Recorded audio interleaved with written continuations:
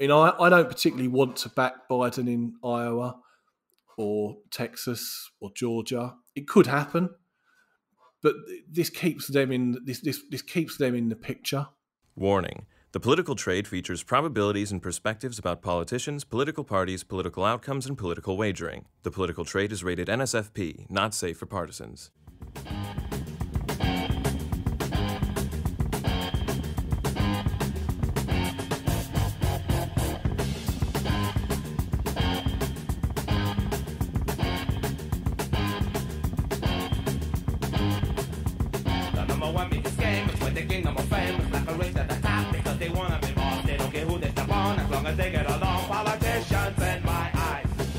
Welcome back to The Political Trade, the podcast for people with a passion for politics, probability, and profits.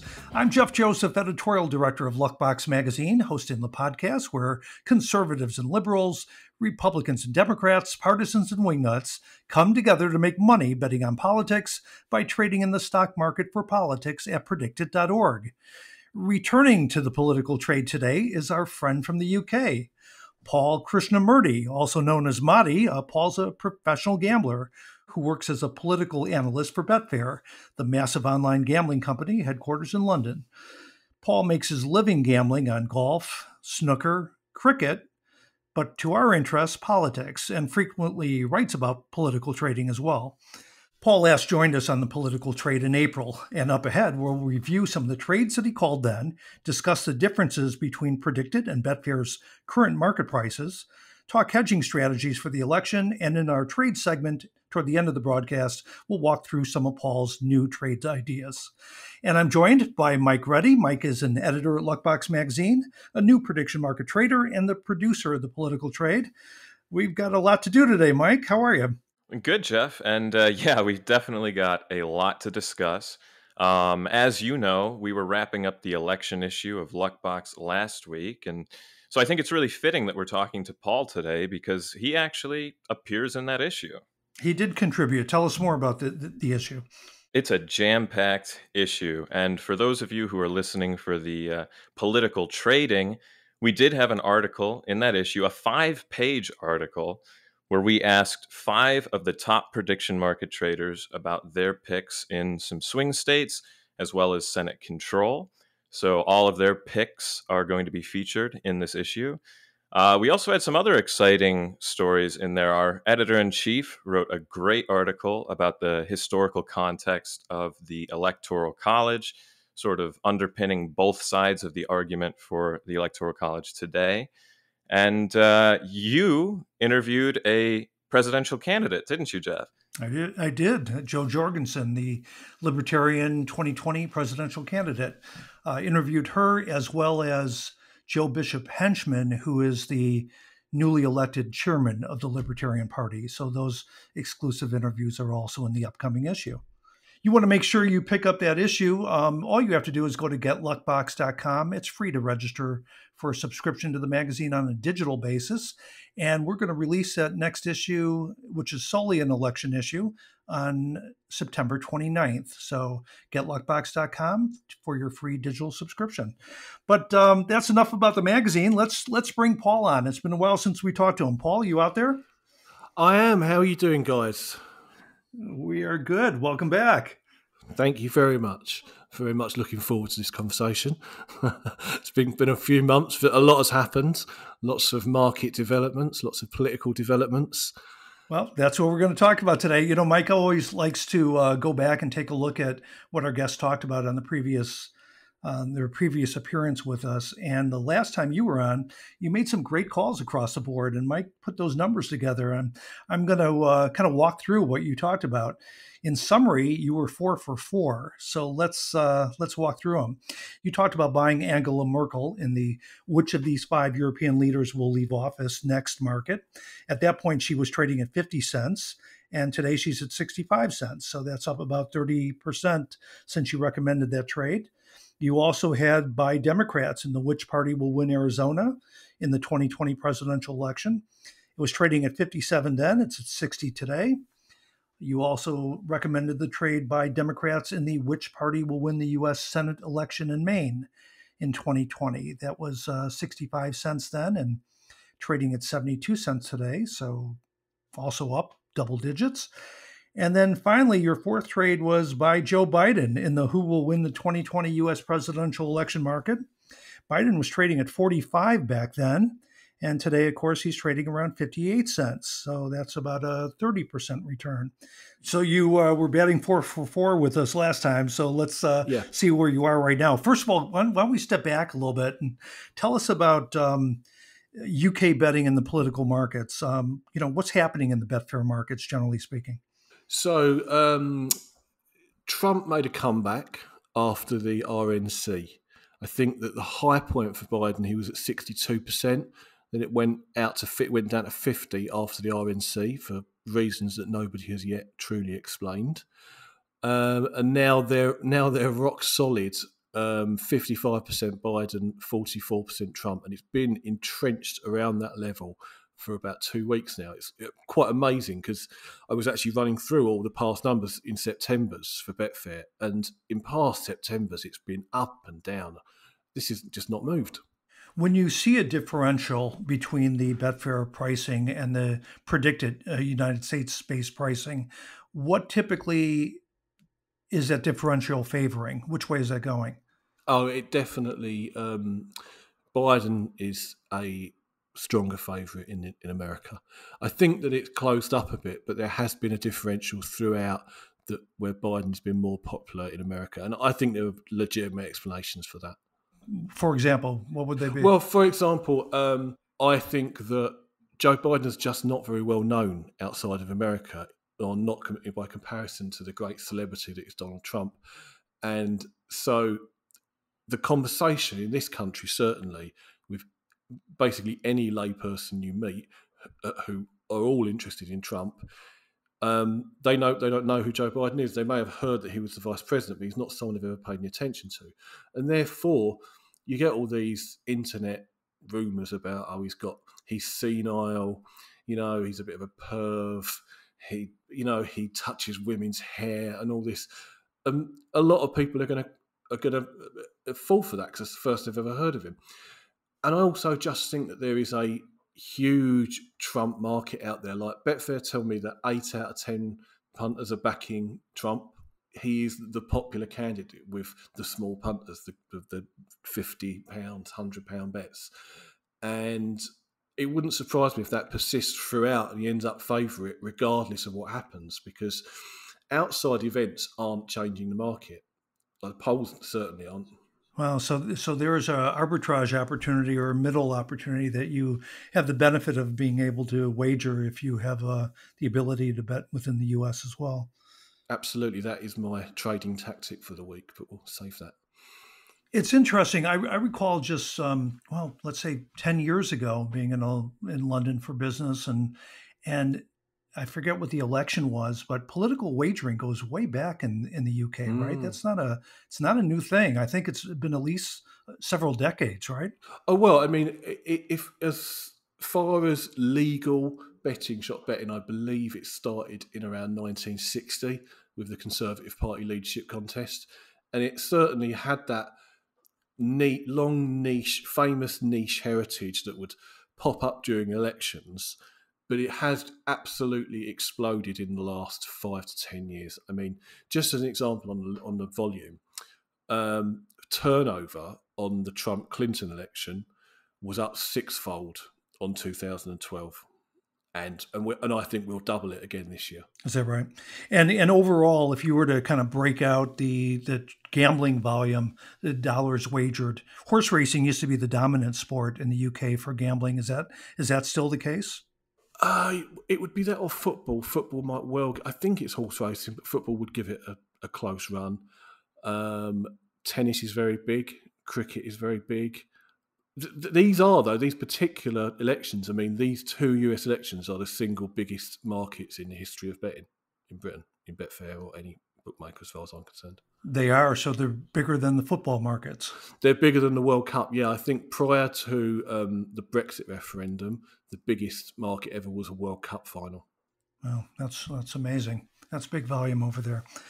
Well, getting back to the polling here in the U.S., obviously there's there seems to be a differential that exists between the prediction markets and the polling markets. Obviously, the polling markets are showing pretty wide margins, in some cases double-digit margins on a national basis, Biden over Trump, but things are narrower in the prediction markets. What's your feeling as to what accounts for that in the U.S.? Well, the fundamental reasons that do apply, like 2016 changed everybody's perception. Firstly, 2016 probably engaged a much larger number of people to political betting than any other time. And their first experience of it was a massive upset where the polls were wrong and the pundits were wrong. Now, there are other things that I think might be a factor, just psychology, and I say this just anecdotally, but every Trump supporter I know, or even just conservative, right, who is backing Trump, they believe he will win. They are not interested in polls. They just believe it will happen, right? And they're absolutely full on about it. And that's why they came out of the conference, the RNC, pumped up and poured their money into the markets. Whereas every liberal I know is just terrified. And even though they know the evidence is there, they're sort of going, yeah, I know all that, but it's Trump. Anything could happen. Look what happened last time. And they don't strike me as people who are desperate to plough a load of money into the betting markets on something that they care deeply and passionately and desperately about anyway. Well, that's interesting. I can add something to that because, as Mike would tell you as well, in this recent issue of Luckbox that will be released on 9/29, we did a comprehensive survey of our reader base, and it got a huge response with a couple thousand responses, which put it below the 2% margin of error as a survey. So it was highly accurate and representative of our reader base. And remember, our readers are investors, gamblers, self-directed entrepreneurs. It's that kind of mentality. And they favored, first of all, when we asked them which way they leaned politically, they leaned to the right. So that's how they describe themselves, generally speaking, although every segment was represented from leaning left to center to leaning right. But they leaned to the right in the aggregate. And to the question, who do you feel is going to win the popular vote? That answer was overwhelmingly Biden. But the question, who's going to win the presidency, noting the role of the Electoral College, there was a slight nod to Trump. So it was really interesting data. It's part of what's going to be published in our next issue. But again, it's representative of a kind of a trader mentality. And I think it reminds me of something else you just alluded to, which is 2016. I would contend that the prediction markets have a slightly narrower margin than the polling markets right now, because of 2016 and because they're keeping that in mind, that whatever inherent fundamental flaws existed in polling in 2016 likely still exist to some degree. And the prediction markets are correcting for that in some manner. What would be your thoughts on that? I think that's absolutely true. I don't think it's accurate because I think the sampling errors have been taken care of. And the other thing, of course, is the national polls weren't that far wrong, really, in 2016. It was the state polls, and we've had a lot more high-quality state polls. Plus, there are my analysis of the 2016 misread is more about misreading the third-party share and how the undecideds will break down. Clinton got 48%, and most people thought she'd get somewhere around that. Maybe she was going to get up to 50. It was the Trump share being a little bit higher because the undecideds and the third parties weren't in it. But I absolutely understand that polls have taken a hit for that. And, in Britain as well, it's not the only example. I mean, again, it's a myth. It's a bit of a myth about Brexit because they weren't really, the polls were mixed. But in the 2017 election, when Labour nearly pulled off an upset that would have blown Trump out and Brexit out of the water, if that, the polls were hopelessly wrong, right? And the outlier poll, the guy from the outlier polling company was being ridiculed on TV. Well, the polling has taken a lot of ridicule, and Nate Silver is pretty defensive. He's pretty verbal on Twitter. pretty verbal on Twitter, pretty defensive about the prediction markets. But, again, I'll give a nod to the prediction markets as being perhaps, using this information from 2016 a little bit more accurately than perhaps the polling markets have, because, and maybe that speaks to the investor or trader mentality. It goes way back to maybe, I think, in the 1930s, Sir John Templeton, who came up with the famous line of under the 16 rules for investment success, came up with the adage that the four most costly words in the annals of investing are, it's different this time.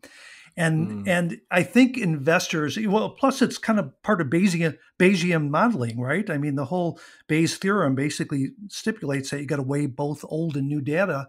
And I think investors and traders are a little bit more reluctant to throw out 2016 data, whereas the polling markets maybe haven't quite caught up to that. So I'm not suggesting that the results are going to be different from what the polls suggest, but I am suggesting that they're going to likely be tighter than what the polls suggest.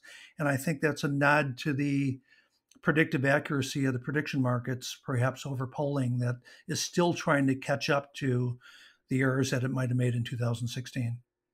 Okay, yeah, I mean, they could be closer. I also think they could be, he could win by more, Biden, because the one thing I don't think is ever seems to come into the conversation is turnout and the numbers, the sheer numbers. Look at what happened in the midterms. It was extraordinary. 36% for those equivalent midterms in 2014, 50% in 2018. And we know that the groups who are registering are Democrat-leaning groups. I saw the numbers, the registration numbers in Pennsylvania. There was this 132,000 registration advice just for Democrats. So that's 3 times the margin. And then you had nearly 500,000 independents. So right. That's true. Yeah. This is going to be the case in state after state.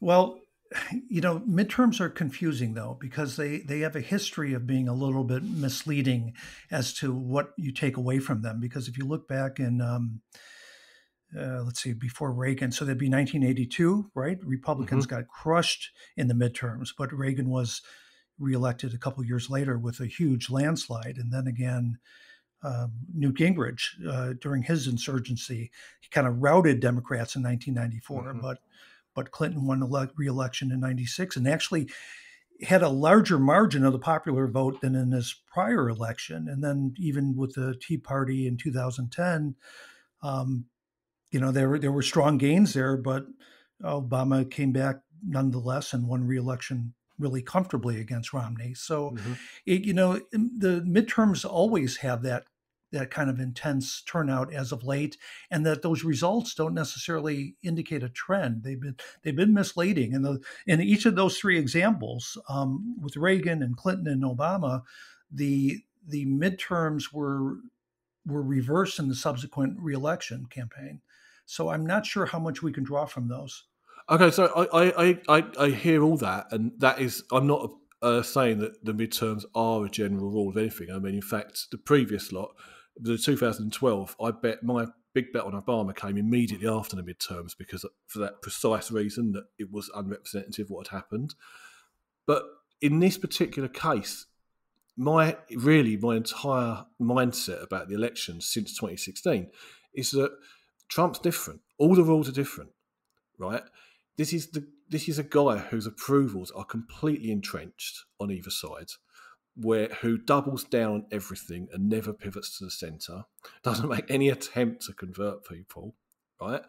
Now, in that cut, and that has been borne out, not just in the midterms, but all the special elections, the long-term lead in the generic ballot that did not exist in 2016, and Biden's consistent polls. And I really do believe this election is a case of, and I thought it would be in 2016, it didn't turn out that way, but I really think it will be now, is that it's all about Trump or not. And the clearest measure of that is the approval rating, but add a couple of %, right? And in that case, if turnout then rises, like considerably, because as I think it will, and that favours the Democrat, I could see the polls actually undershooting them by 1 or 2%.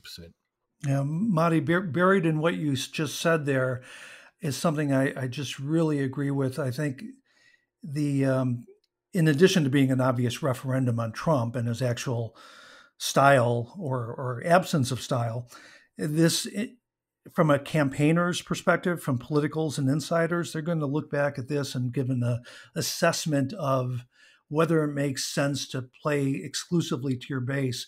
Here's a man who's had every opportunity to make some play to the middle and just refuses to at every single turn. And of course, he's staking his reelection outcome on that. He had a strong base and it didn't waver, but is that 37% to 40% base enough to win a general election? And I think that ultimately is going to be the campaign lesson here for decades to come is do you just play to your base or do you move to your middle? Dick Morris back in the day with Bill Clinton, triumphed the notion of triangulation, right? And that is moving to the middle in the general election. And Trump has never moved in that direction. Obviously, you could attribute that to his ego or narcissism or whatever, but at the same time, it's part of a strategy.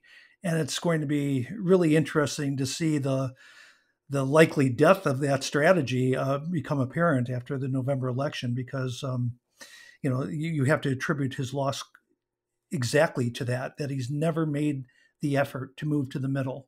And I think that's really what will become clear as a result of the numbers coming in. I mean, I'd like to see where that's ever worked anywhere in the world. And in America, right? That's a great question, right? That's exactly right. No, has that even ever worked, right?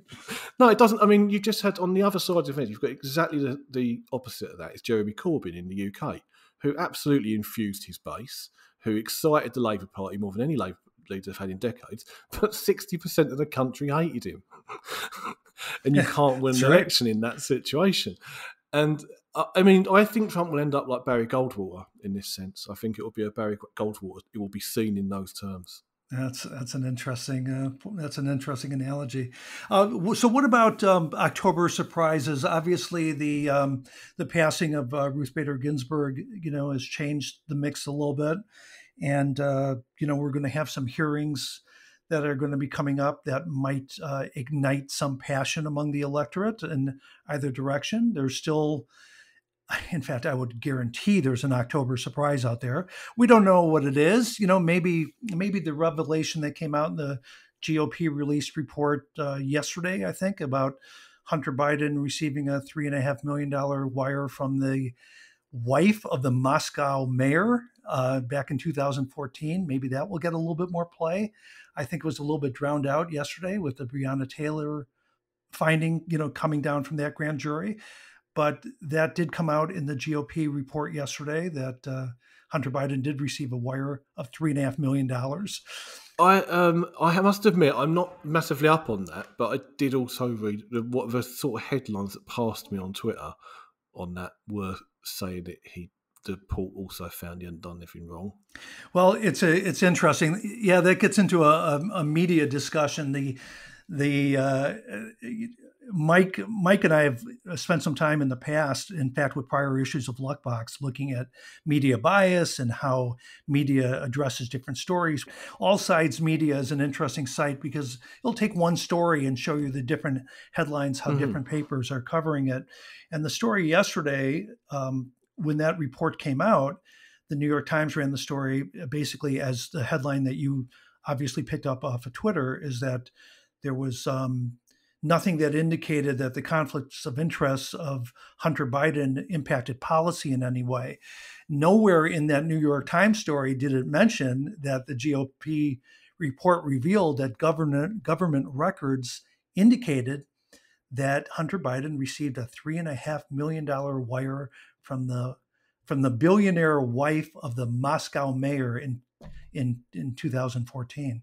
So it'll be interesting if that gets a little bit more play. I think when the debates come around, I think one of the things we're going to end up saying is that Chris Wallace over at Fox, Fox obviously is viewed as a right wing antidote to the CNNs and MSNBCs of the world. But I think there's going to be a consensus that comes out of that debate that Chris Wallace is fair and hard on everybody. And I expect both candidates are going to get some really, really tough questions. And I can't imagine that question doesn't come up. Okay, so that's a legitimate October surprise, yeah. Yeah, well, that raises the question, Paul. Do you think there's still enough of a middle to swing things at this point? No, I don't. But obviously, the one thing I would say in Trump's favour is that, nobody's been hit more times, right? And he's still standing.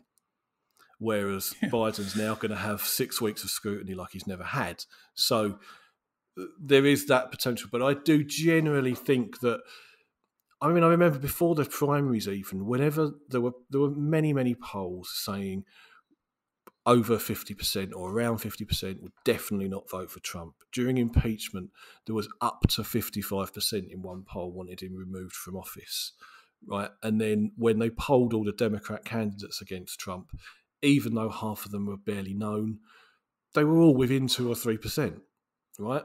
Right. And that's right. Yeah, it does just look like it's Trump or not.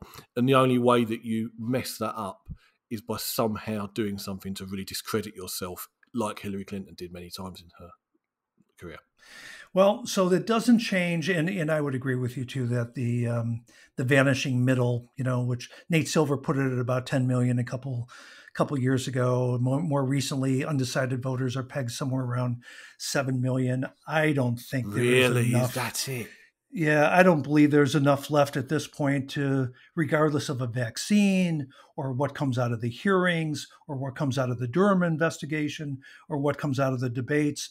I just don't think there's enough to make any material difference and move the needle enough at this point in Trump's favor. Is that your assessment?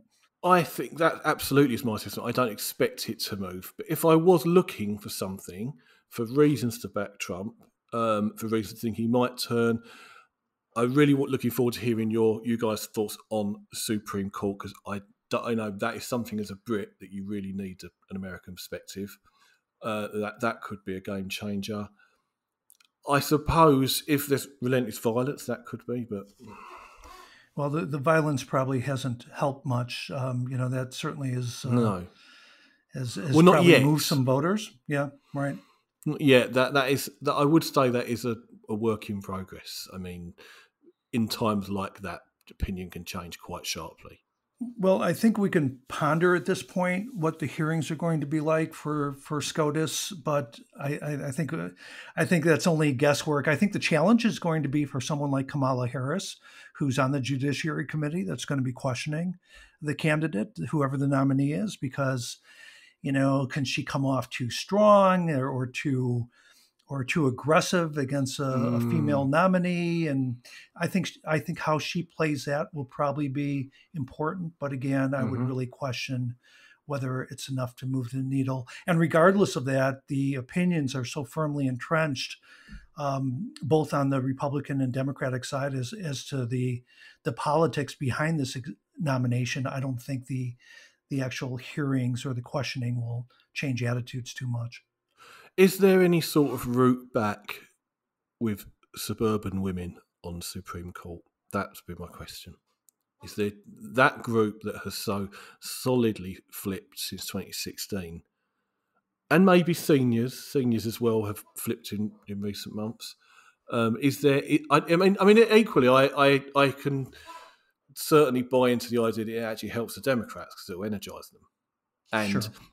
And the states that really matter in this election are largely pretty social liberal. So I mean, an interesting thing, going back to the midterms, right? You have this massive turnout and you have two parallel sets of results. Democrats winning blue wave in the House and doing really well in all these swing states, but equally Republicans doing brilliant on a red map in the Senate. Now, if the election is culture wars, is that a tendency that just hardens and hardens? And in which case, I don't see how that helps Trump, because he needs to win the Midwest. Well, I think suburban women can only be activated if the level of questioning and antagonism towards what will likely be Barrett, right, the candidate Amy Coney, if that reaches the intensity that it reached in the Kavanaugh hearings, I would expect that might be too much for the white suburban female voter that you just referred to. I think that maybe is where the threshold is set for risk, but that remains to be seen. Yeah, it's a risk to factor in, though, right? Right. Well. I think we know what we don't know at this point too. But one of the things we do know is that you're long Biden, and you have a significant wager placed on Biden. And what we're going to do is take a quick break, and when we come back, you're going to walk through a trading tactic that you're using to prepare for election night, basically to protect your bet. So we're going to talk about a hedge idea that you have in mind, and we're going to take a quick break and be right back.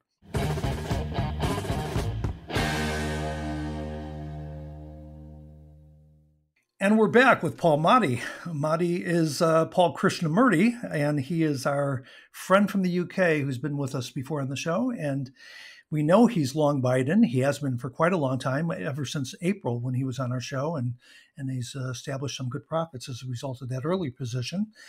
But going into this election, particularly in a market like the UK, where you don't have the $850 cap that you have on wagers here in the US on Predict It, we know that you might have significant exposure. So the obvious question is, being long Biden and expecting a Democratic victory in the big race in November, how are you protecting yourself against the unexpected?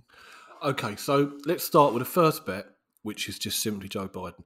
I think that there is a massive mismatch between his price to be next president, 55%, versus the various permutations that would get him over the line and the betting in the important states.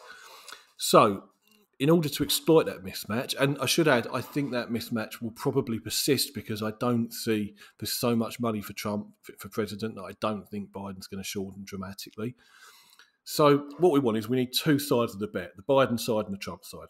So the Biden side, simply that you back him in places where his particular value, mostly 80% of the stake, maybe even 90% by election day, will just be on next president.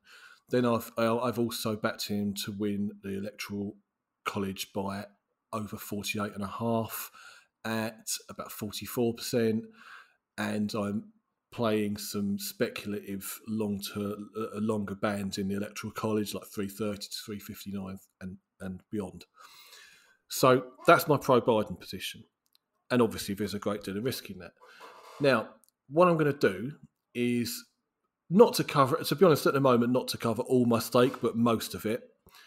I'm going to spread that out between realistic targets for Trump, in some of which will be much bigger odds than he is for president.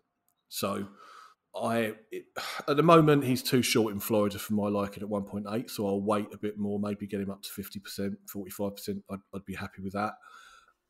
He's actually tipped over and predicted to 55 cents now in Florida.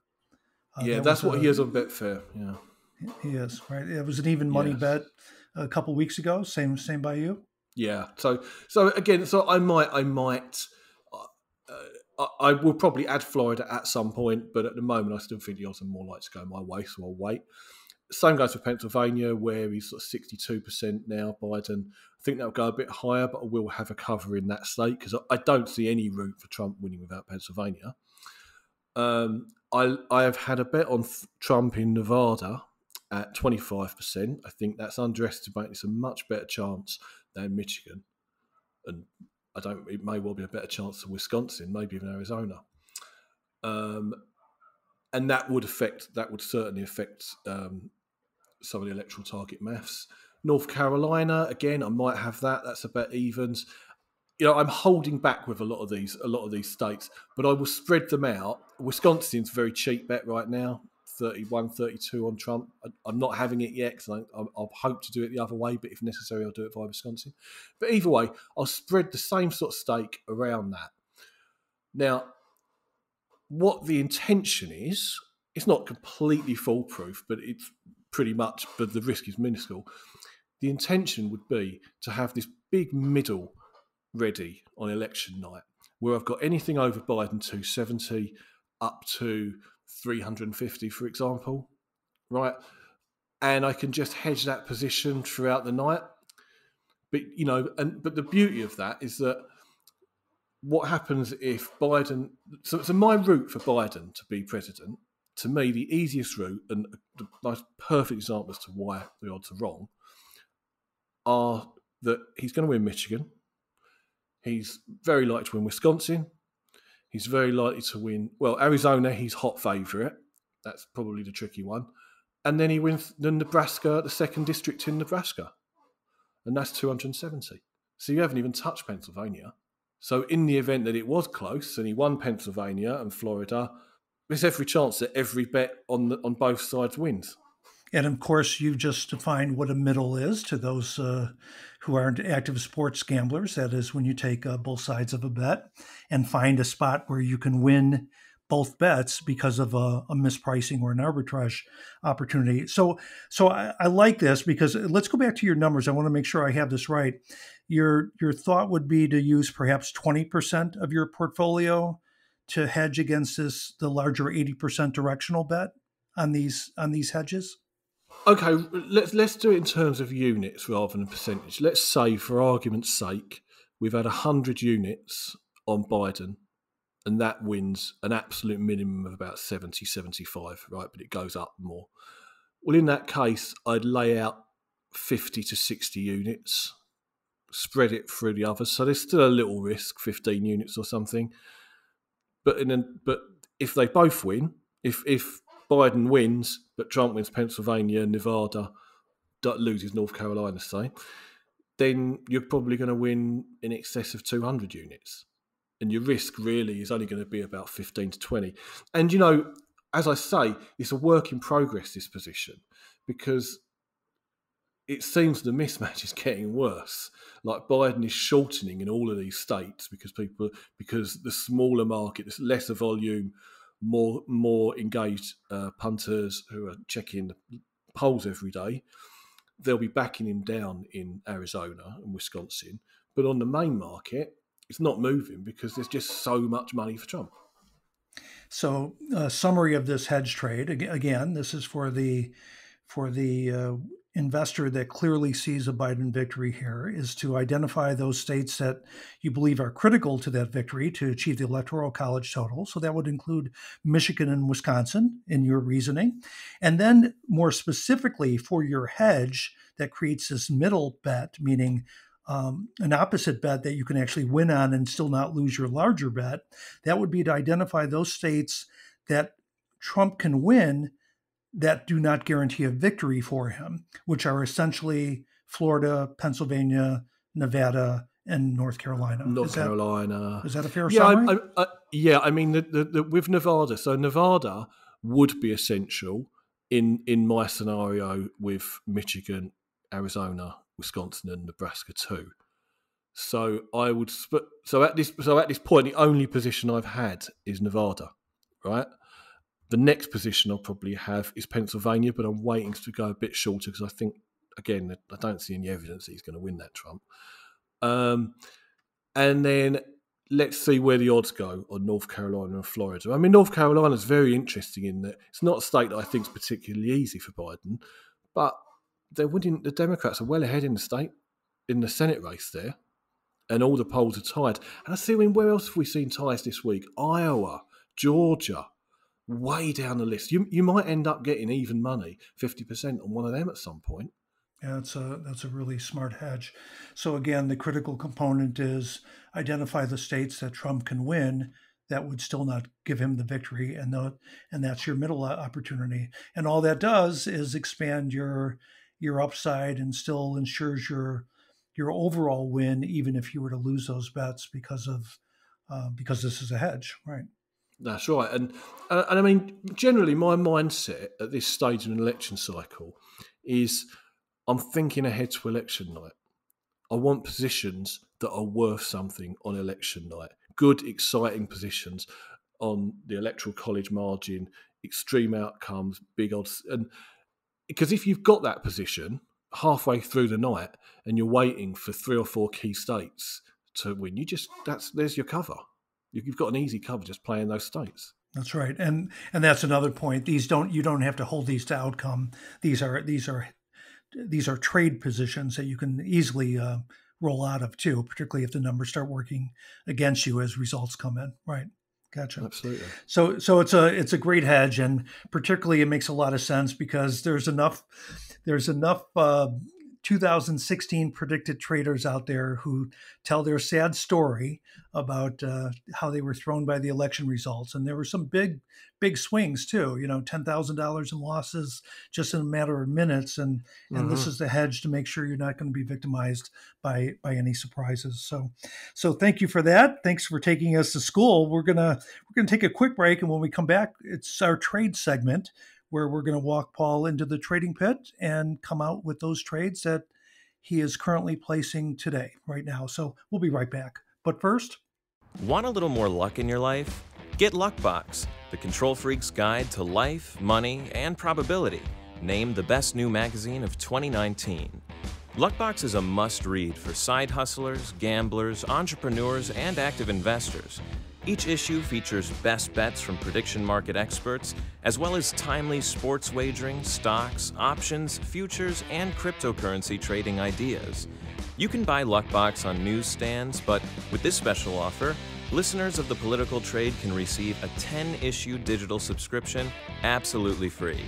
Just visit getluckbox.com to receive the award-winning magazine right in your inbox.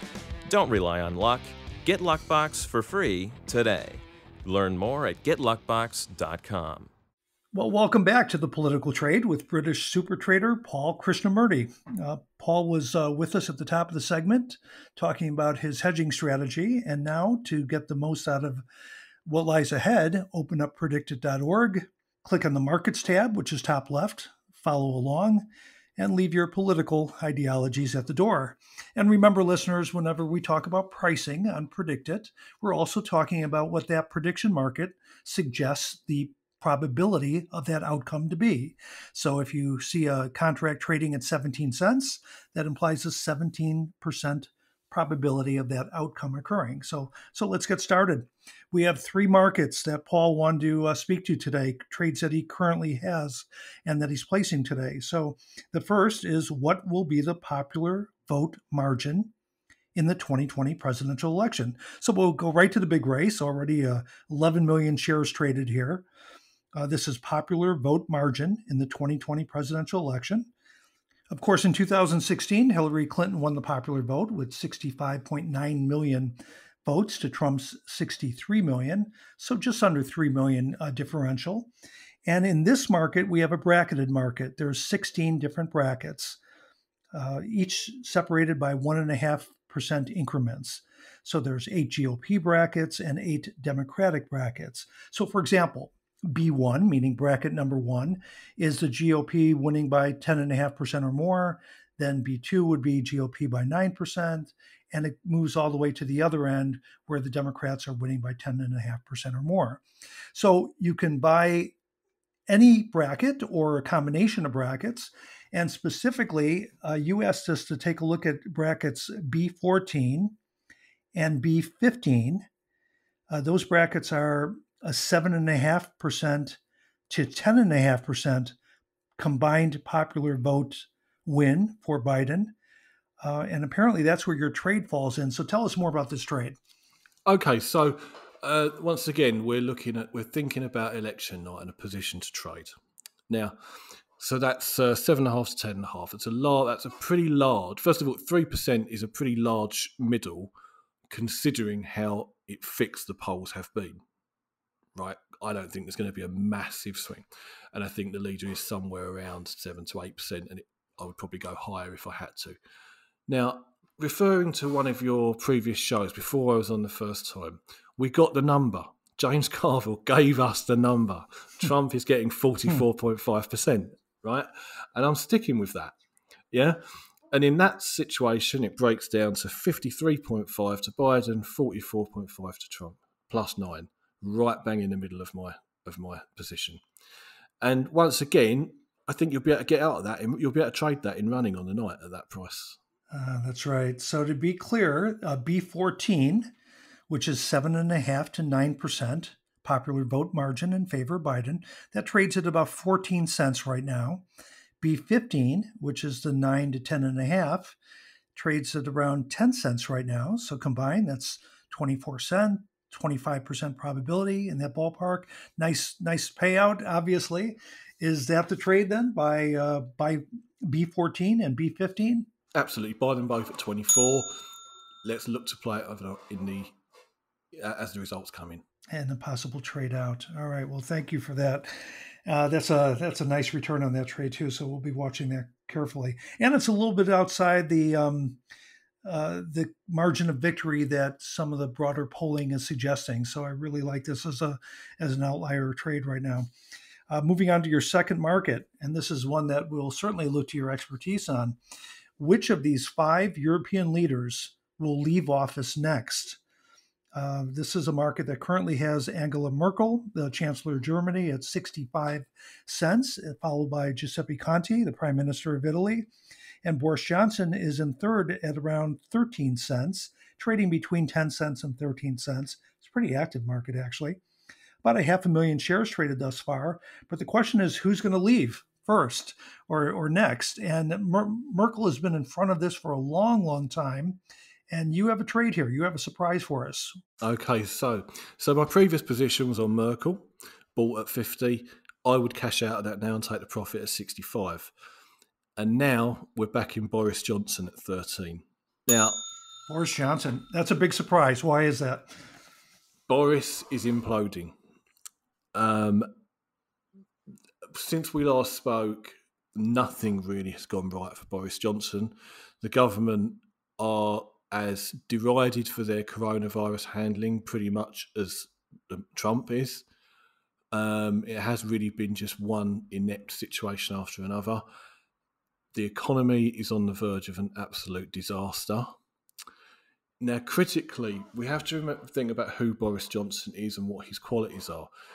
Before he became leader, there was massive doubt amongst Conservative MPs about his pedigree for the job because he's not a serious person. He's not a details guy. He doesn't even chair half of the emergency meetings the government has, which is just unheard of under any other president. I mean, he is a walking target in Parliament because he doesn't know the details, and he's getting absolutely brutalised in Parliament by Labour, which is very rare.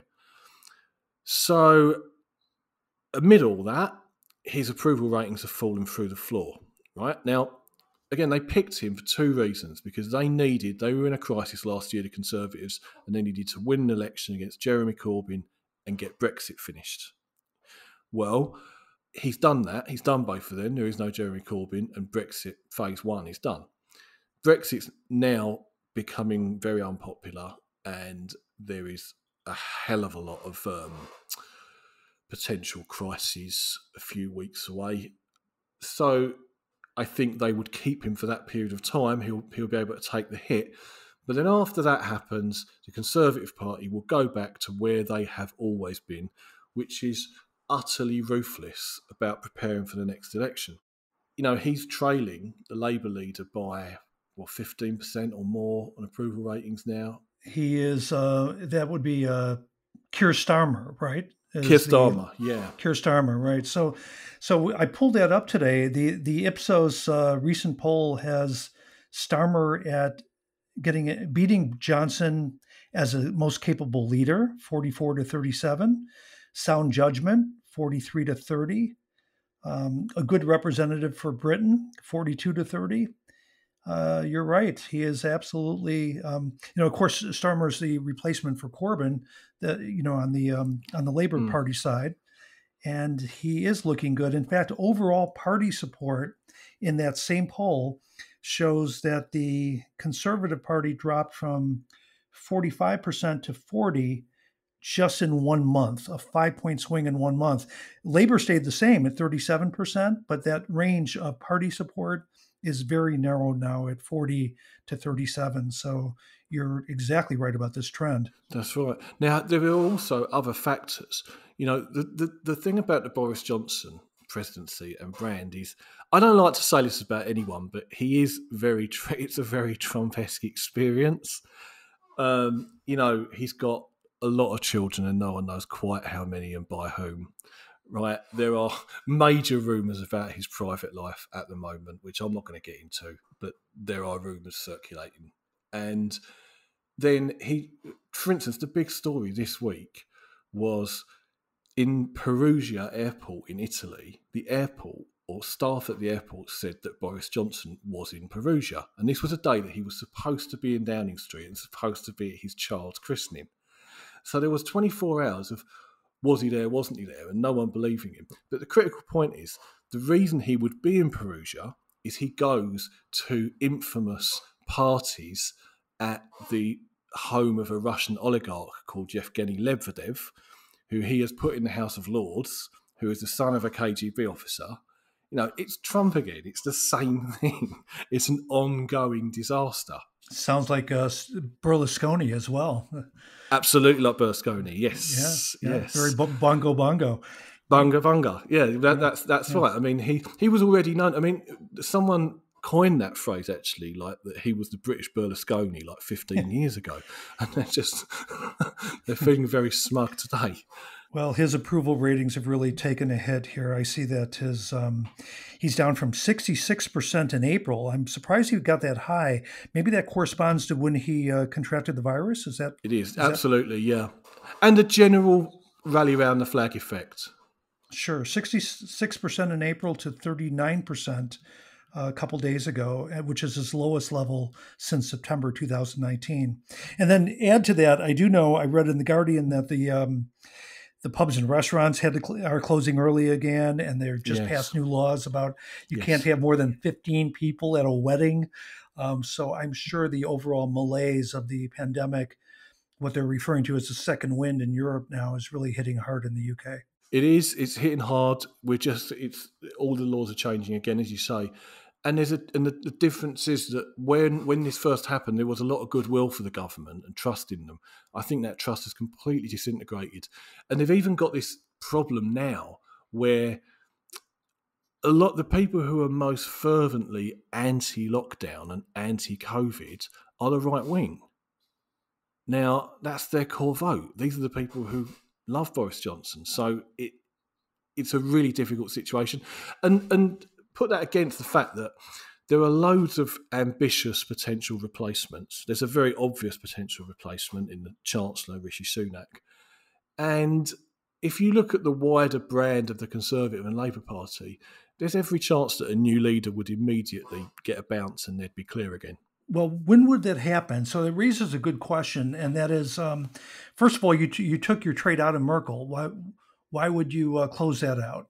Because profit banked, and because I think this Boris Johnson thing is very real, and it wouldn't shock me at all if in a week, 2 weeks' time, it was up to 30 odd. Because there was at the start of this week, there was quite a gamble on him going this year. His odds to survive until June 22 have drifted out to fallen to 50%.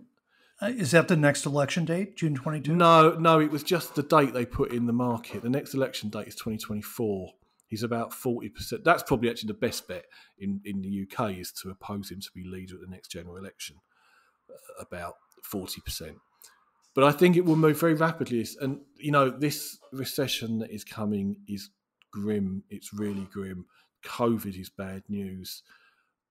And then the icing on the cake is a no-deal Brexit. They just announced yesterday that the county of Kent, border county, to drive on certain roads, you're going to effectively need a Kent passport. Jeez. To get to the next county, right? Yes. Yeah. This is not good. So the malaise of the pandemic is going to kick in big. Well, that's a great trade, trading low single digits right now, and so there isn't And so you're not betting on that final outcome because you don't need to. You're just saying, in the same way that Derek Phillips got on our show right before the pandemic hit U.S. shores and said Trump was too high at 55, it was time to sell, and he called that right, and called that next 10-cent move down to 45. You're saying here Johnson's sitting at about a dime, somewhere between 10 to 13% probability of being next out, that those numbers are just going to go up in the months ahead as the impact of the second wave becomes clearer. Got it. Yeah, it's a strong And also, trade. I'd add to that as well with Merkel. I mean, I think she will go as planned sometime at the end of next year. But while coronavirus is going on, that might delay it. I mean, she's got an amazing approval rating, and her party are something like 18% ahead. So maybe they won't rock the boat. Maybe they'll just say stay on for another year or two until this is over. Right. So to wrap this in this market of which of these 5 European leaders will leave office next, you're saying to buy Boris Johnson somewhere down here, low single digits. How high would you buy that? Up to what price? I think when I looked, it was 13. I would price it more like 20 plus, really. So I'd certainly buy it below 20. And I think it's the kind of thing that it could move so quickly. It just takes one really bad news day. Okay, that's a great trade. Let's move on to the next one. What will the Electoral College margin in the 2020 presidential election be? Of course, a big market, 22 million shares traded. This is also a bracketed market. The brackets go up to 16 brackets. They're trading anywhere from the high single digits to the low double digits. So between 9 to 16 cents, meaning between 9 to 16% probability on those brackets. 8 GOP brackets, 8 Democratic brackets. Where are you? Let's see, you're predicting a Democratic victory, but the question is, what will the electoral margin of victory be? And what's your call? What's your number? My number is Dems to win by 150 to 209 at 13 cents. And that is bracket 14, Dems by 150 to 209, trading at 13 cents again, another nice high return. And you wouldn't take the adjacent tranches there? Just to... Well, I've certainly got them in mind. Again, I'm thinking about election night. And I'm thinking about a position that I think will be right in the mix on election night, and it will be easy to cover. Now, when I'm playing the UK market, so this margin, just to be clear, is 344 to 373 electoral college votes. Now, in the UK, I've actually played 330 to 360 and 360 to 390. So I've got that 60 right middle there. So I am absolutely playing the adjacent ones. But I think that's pretty much the perfect middle that covers a lot of permutations.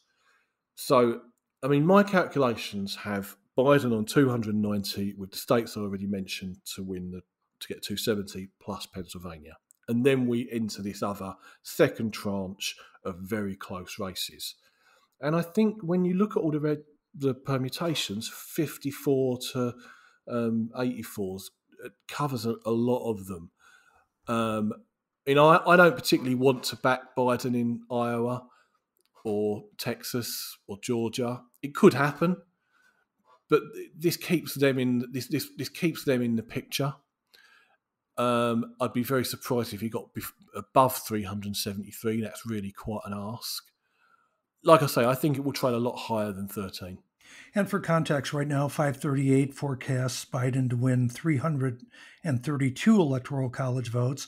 But you're making a very specific call here, and that is a 344 to 373 Biden electoral college tally at the end of the election. So what I really love about what you did with us today is you gave us 3 really nice high outcome trades here.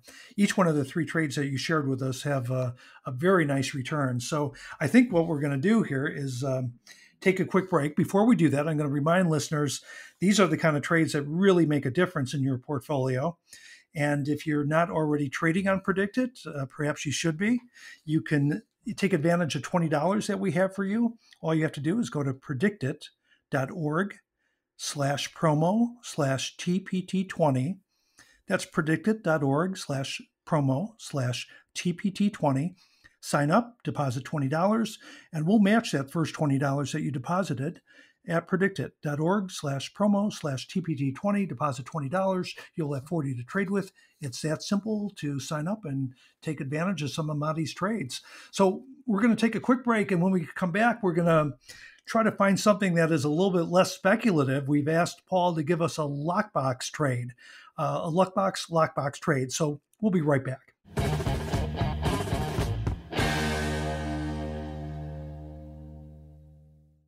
Well, we're back with our trading friend from across the pond. It's Paul Krishnamurty, and most gamblers and traders know what a luckbox is. It's an undeserving recipient of a favorable outlier outcome. It's also the name of our award-winning magazine, but fans of political rhetoric will also remember the term lockbox, which Al Gore made famous in his 2000 presidential run.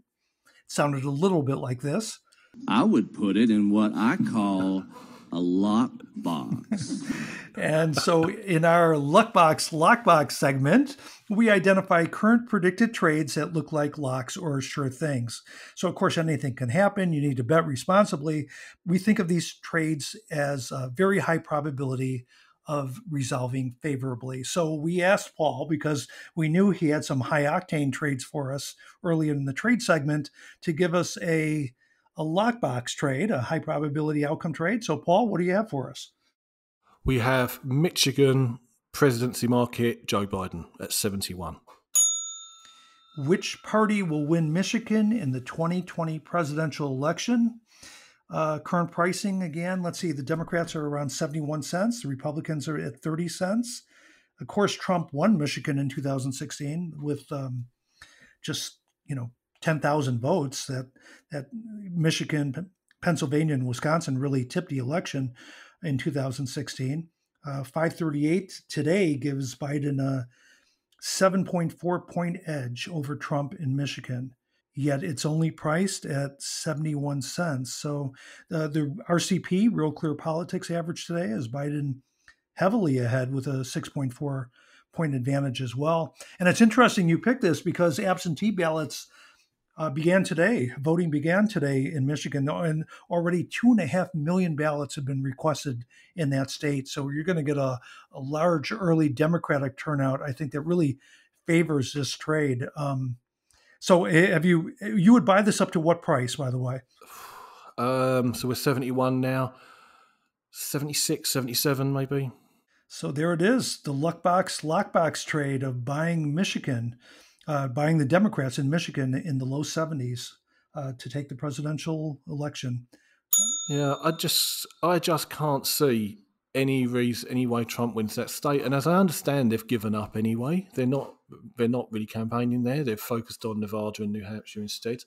I mean, this is a Democrat state, right? It's a state that previous Republicans were thrashed and that Trump won by a small margin with 47.25% of the vote, which would never normally be enough. Bush got more than that and lost.